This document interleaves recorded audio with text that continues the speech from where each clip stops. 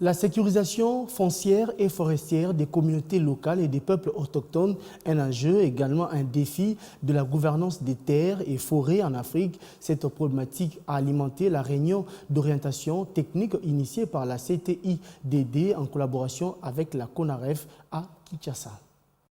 Le foncier, un secteur très sensible et important pour tout être vivant qui conditionne une gestion rationnelle.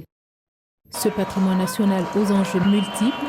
était au centre d'une réunion d'orientation technique des acteurs engagés dans le partenariat pour le peuple, la nature et le climat, un projet de RRI mis en œuvre en République démocratique du Congo par la CTIDD qui vise à accroître la reconnaissance des droits fonciers des populations autochtones, des communautés locales, de peuples d'ascendance africaine et de femmes dans le bassin du Congo. Nous constatons aujourd'hui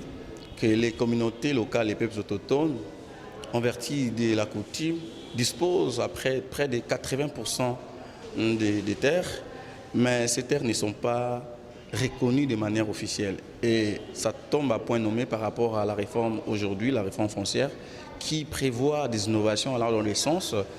d'octroyer des attestations coutumières qui attestent réellement que ces terres acquises de manière coutumière reviennent effectivement aux communautés locales et aux peuples autochtones.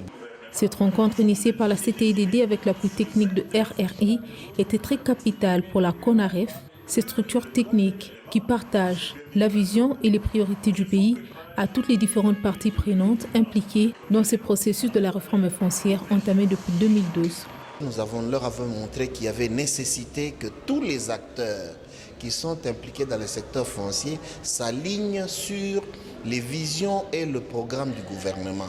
Parce que ceux qui ne vont pas s'aligner, depuis que nous avons mis en place une politique foncière nationale du pays et que